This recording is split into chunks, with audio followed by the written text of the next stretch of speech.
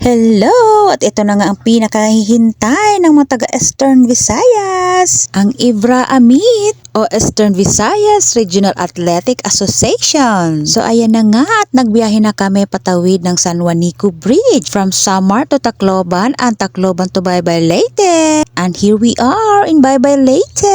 Mula alas 5 ng umaga ang biyahe namin at tanghali na po kami nakarating ng Baybay Leyte. Anyways, nakapunta na po ako ng Baybay Leyte noong 2015 pa yata yun. Super tagal na.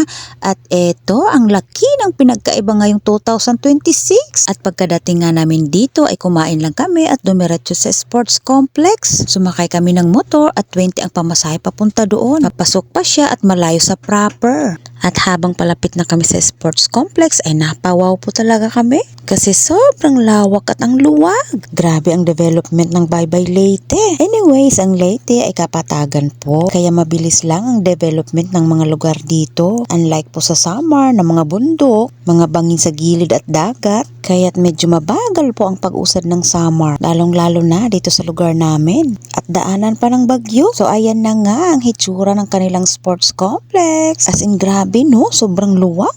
Talagang inayos ng Baybay Leyte ang pag-welcome ng mga athletes sa Eastern Visayas. At ayan, bumaba na kami sa motor at sasakay kami sa multi-cab na libreng ride. Libreng ride papuntang sports complex dahil medyo malayo pa at lalakarin pa ito. At dahil content creator tayo, so ayan, video. Feeling traveler ang peg.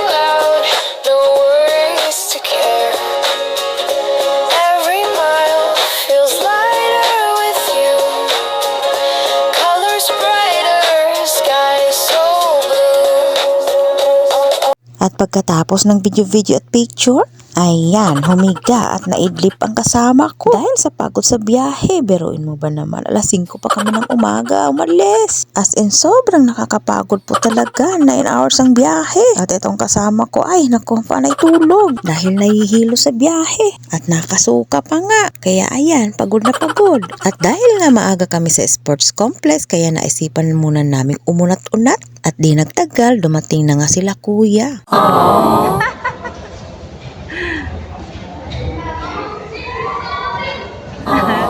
So ayan, naputol ang aking video dahil nga hindi sila pwedeng magtagal at malate. Kaya pagkatapos maghag ni kuya ay nagpunta na kami sa taas. At sobrang dami na pala ng tao. At grabe, ang ganda sa taas, tingnan. At first time kong umatin ng Ibraa. Kaya napamangha po talaga ako sa ganda. Wala ito sa amin eh.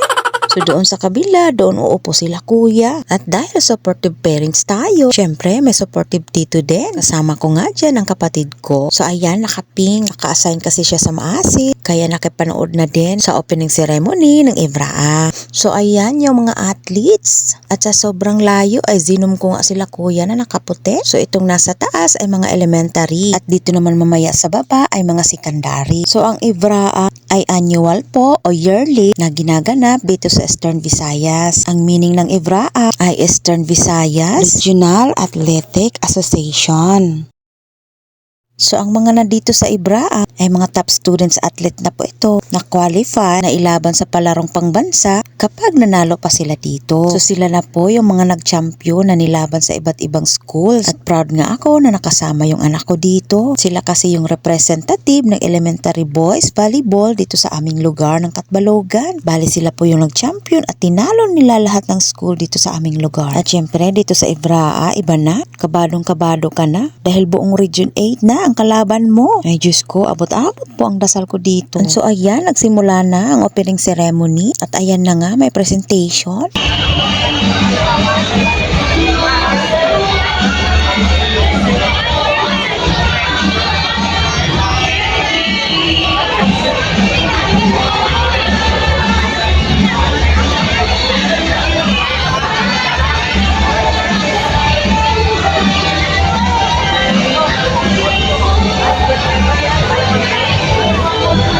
At Dito ay napazoom ako kina kuya dahil sumasayaw sila sa itaas. At kitang-kita mo talaga na sobra silang nag-i-enjoy sa event na ito. At kahit ako din naman, sobrang saya sa experience na ito. So ito naman ang mga papasok dito ay yung mga nagparade, yung secondary athletes, mga teachers and coach, mga mayors at congressman na bumubuo ng IBRAA o sports competition ng Eastern Visayas. At ang nauna nga dito ay ang Bye Bye Leyte dahil sila po ang host ngayong 2026. Honorable Jules Lucas E.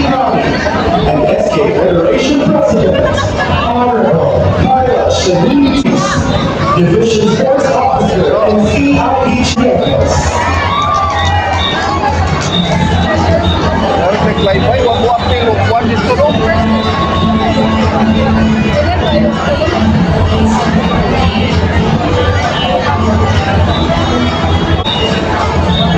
Video lang.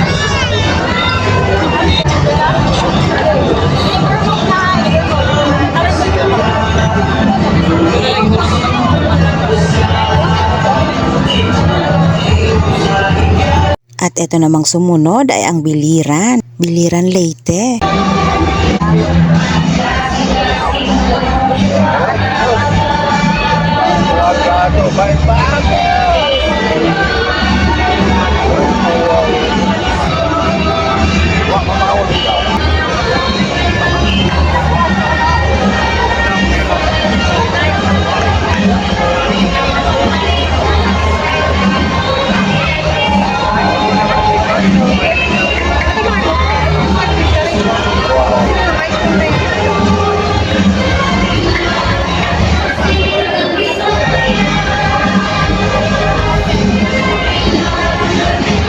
Ito naman ay ang Burungan Eastern Samar. Warriors from the city of Bulacan, Honorable Jordan Tan, Honorable Ariel Rosales.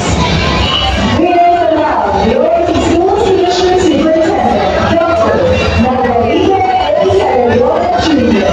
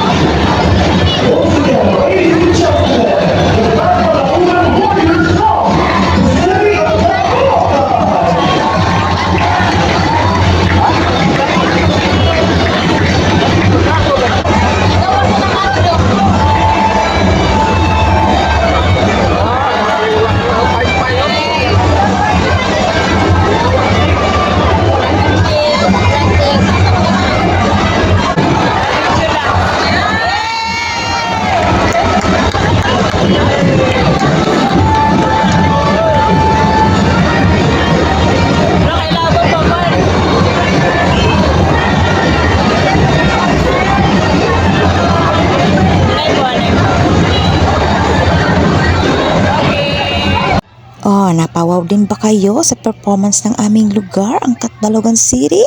Ay nako, hindi magpapatalo dyan ang aming manaragat dancers. At syempre, sa 13 regions na binubuo ng Eastern Visayas, ay hindi ko na tinapos ang pag-video ng lahat at mapupuno ang storage ng aking phone. At ang focus ko lang talaga dito ay ang aming lugar syempre. At ayan na nga, pumipila na sila dyan. Doon sa taas ay mga elementary athletes at dito naman sa baba ay mga secondary athletes. At sa sobrang layo ay para na nga mga langgam tingnan. Pero grabe, ang ganda-ganda. At yung may paikot-ikot na ganyan ay lugar namin yan.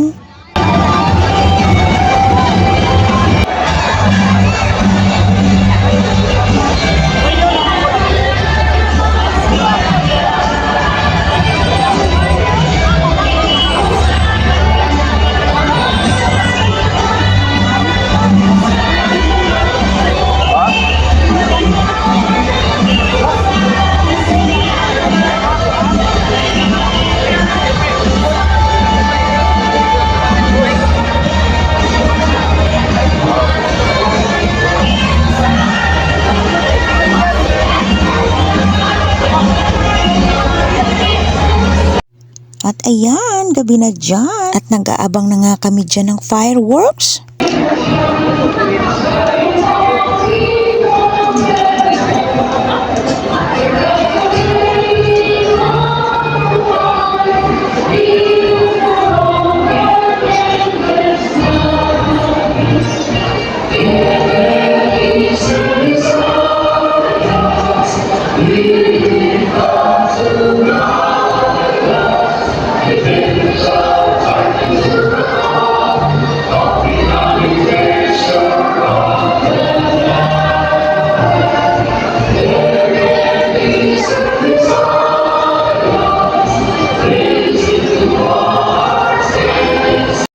At dahil nga sa dami ng tao ay nauna kami sa labas dahil problema pa namin kung saan kami matutulog. Dahil puro fully book na po ang hotel at mga lodging house, kahit boarding house. At tinatawa na lang namin yung sitwasyon namin dyan dahil hindi nga namin alam kung anong gagawin. So dito ay nagsimula na nga ang fireworks dyan pero nasa labas na kami.